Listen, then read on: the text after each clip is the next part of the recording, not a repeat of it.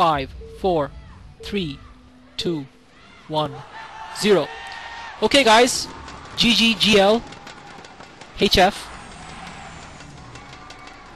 And I'm just going to keep an eye out for the colors here. Bisu is yellow and Stork is white, so that's not a lot of difference, but Bisu is at the 8 o'clock position and Stork in white at the 2 o'clock position.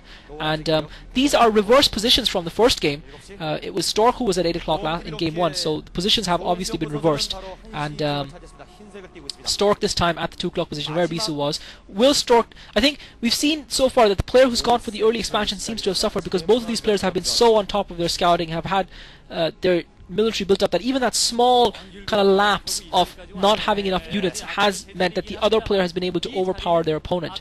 And that just shows how at the top and peak of the game these two guys are, that they managed, because when someone does do that, when someone does go for an expansion slightly sooner, you know, there's a window of time within which you can strike before they get the advantage from that economy, and that window is quite narrow. And thus far both players have pinpointed that window with stunning accuracy and attacked precisely at the right time to give themselves a decisive advantage in the games. So I think this time we're going to see both players be fairly cautious in the strategy that they choose. And I think really game 1 was probably, you'd have to give Bisu a lot of credit, because he only had a couple of zealots more, and that was enough for him really. And Bisu now starting up his gateway and sending his probe out to scout. Stork doing the same. Bisu maybe a fraction of a second ahead. Stork is not sending his probe out to scout, so that's very interesting that Stork has chosen to do that. He's not sent his probe out, and I guess he's just assuming that Bisu is going to do the same, so therefore he's just going to try and get himself a little bit of an economic edge. Even the tiniest grain of sand, the tiniest grain of sea salt from the evaporated water is going to make the difference in the game between these two great players.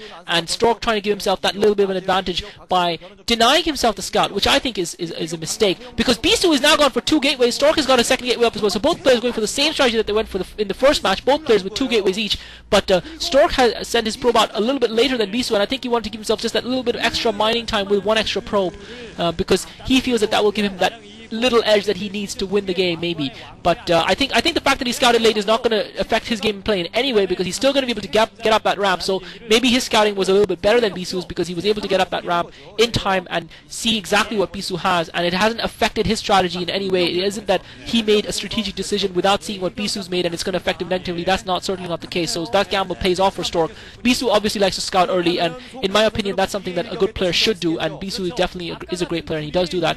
And now Stork, we're going to have the probe zealot dance with the probe circling around the minerals in both players' bases and the zealot trying to chase it down.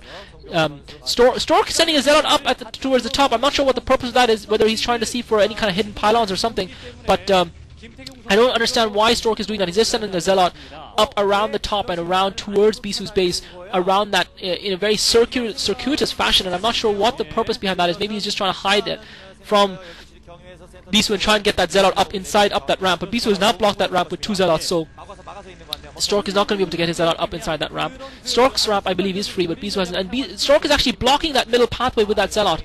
So again, I don't understand why he's doing that. Both players chasing the probes around, still unable to kill it. Neither player has started their cybernetics core up yet, so it'll be interesting to see if either player decides to go for a nexus first before going for that cybernetics core. Last game we again saw Stork, in game 1 we did see Stork caught off guard by Bisu's attacking zealots, and Bisu does seem to have more zealots at this point in time. Bisu has produced about 4 zealots. Stork looks like he's got only 2, so it does look like Stork is going for the same strategy he went last time, and Bisu okay, Stork's got 4 zealots as well now, and Bisu's probe stops for a second and Stork kills it. Stork's probe still going strong in Bisu's main, so that's going to give Bisu a little bit of an advantage, Stork a little bit of an advantage, because he's managed to kill Bisu's probe, and Bisu has finally cornered Stork's probe and he takes it as well. Bisu's got 5 zealots, he's continuing to pump zealots, and now we're going to see the divergence of the strategy between the two players, because neither player has got a scout in the other player's base, and Stork has expanded. It looks to me like Stork has expanded, guys, and Bisu is now sending his zealots out, and Stork is going to be in trouble. Stork is going to see those zealots coming, though. Stork is going to see those zealots coming. The 6 zealots from Bisu, and that probe just gets cornered. Brilliant timing by Bisu, but Stork has seen those zealots, but Stork has expanded, so this is identical to game 1. This might be very bad for Stork. Bisu didn't expand as early as Stork in the last game, therefore he had more zealots, and therefore he was able to take down Stork's expansion. Stork's expansion has gone up a little bit earlier than Bisu's, in my opinion, but Bisu this time not pushing out with his zealots yet. He might wait a little bit longer. Stork getting his assimilator up. He's a little bit ahead of Bisu in terms of technology as well, but all that will be for naught if Bisu manages to get those zealots in and do some damage to Stork. Bisu continuing to pump those zealots out, and Stork also trying to produce more Zealots. Bisu definitely has more Zealots than Stork. Stork has about 6. I think Bisu has about 7 or 8. So this is going to be difficult. And Bisu, once again, this is identical here. Bisu with about 7 Zealots. Stork with 6 in his main and 1 blocking that middle path. And that's why he did that. Now it is clear to me. The light has shone onto my eyes, guys. Now it is clear to me. Stork brilliantly positioned that Zealot in the middle of that map to block that pathway because he knew he was going for the early Nexus. And Bisu, because he waited until he had accumulated enough Zealots to push out, did not account for that Zealot blocking the path, and therefore that has bought Stork the time he needed. So Stork has gone for an almost identical strategy to game 1, but committing that one Zealot to block that bridge, and that was pure genius, absolute brilliance. It's not a game-winning maneuver, but it is absolute brilliance. You've got to give Stork a lot of credit for adapting in the way that he is, and his expansion is definitely up earlier, just a fraction of a second earlier than Bisu's, and I think he started up that second assimilator already. Bisu looking to start up his second assimilator as well, so Stork going to be a little bit... Okay, that's just Stork's probe scouting around Bisu's expo, so he's just seen Bisu's expo come up, and Stork now sending some of his Zealots down, again possibly to slow Bisu, and Stork is going for a Citadel of Unknown, so Stork is going for Dark Templar, guys. Stork is going for Templar. Bisu... I think it's not going to go for... Bisu's going to settle... Okay, so Bisu's going to settle of Adam up as well, so maybe they just want to upgrade their Zealots because they've got a lot of Zealots, so they want to speed upgrade. They might not be going for Templar here, but neither player going for a robotics facility thus far in the game. Bisu's starting up his second assimilator as well. Stork's second assimilator is a little bit ahead of Bisu's, I believe, and Bisu's trying to maneuver that drone, that probe around to try and get inside Stork's base, but Stork's got a lot of Zealots blocking that path. He's blocking that ramp as well, so Bisu's going to have to retreat with that probe, unable to get in. Stork sent out a second probe and wasn't able to get up that ramp into Bisu's main. Obviously, Bisu managed to corner and stop that probe, and Bisu now building a forge as well as a Templar archive, so definitely going for Templar. It looks like both, and Stork has managed to get that probe, sneak that probe by. That's poor by Bisu's managed to sneak that probe by. That's poor by Stork. Bisu's probe sneaks in. I'm sure he's assuming that Bisu is doing the same thing that he's doing, and Stork getting that Dragoon out a second too late. Bisu's managed to get his probe, and that's going to give him an advantage. But both players with identical strategies. Both players obviously building the Templar archive, and obviously building the forge to get cannons up to counter any Dark Templar rush. But Bisu with definitely the intelligence advantage. Bisu has more intelligence than Stork does. Stork has produced that one Dragoon, is now continuing to produce more Dragoons, and again, there's nothing between these two players right now. You might say that Stork has a minor economic advantage, minor at best, because he put up that Nexus a fraction of a second earlier than Bisu.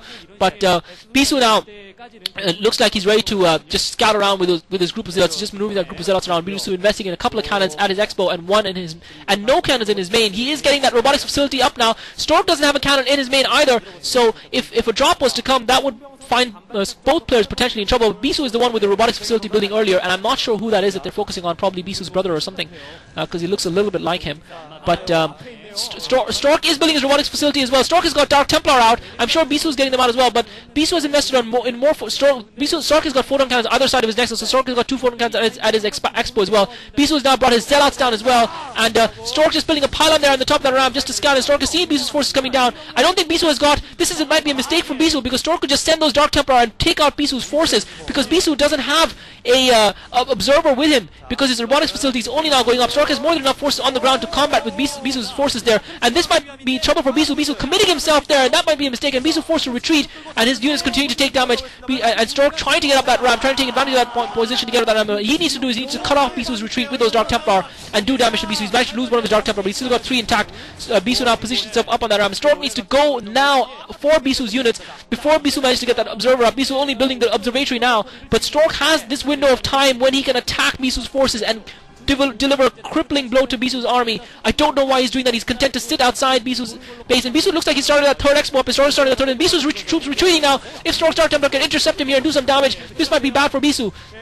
And Bisu's forces moving down to the middle of the map. It looks like Stork was going for the intercept, but he's gone the wrong way, and Bisu's units are going to get away safe and sound. So this match again balanced, and Bisu's one of his Dragoons is cornered by Stork's Dragoon, so he's going to lose that Dragoon. Bisu trying to micro that Dragoon away. Stork manages to pick off that one Dragoon, and every unit counts. Every single second, every instant counts in this game. Every minor thing, and again Stork managed to go for that Zealot, and that Zealot coming under fire. But Bisu managed to save it at the last second. Bisu's got High Templar out though. Stork went for Dark Templar. Bisu's got 2 High Templar, so that might make a huge difference later on in the game. And it looks like Stork is ready to go for a drop here with a Dark Templar in Bisu's expo. Bisu's going for a drop as well. I'm not sure what Bisu has in that shuttle. Stork is dropping. Those cannons are not up yet, and Stork is dropping Zealots as well as Dark Templar, I believe. Bisu is dropping as well. Stork's photon cannon isn't up either, and Stork's going to be able to kill those photon cannons before it. So that expo is going to be cancelled. Bisu's dropped Dark Templar as well, so Stork's expo is also going to be lost.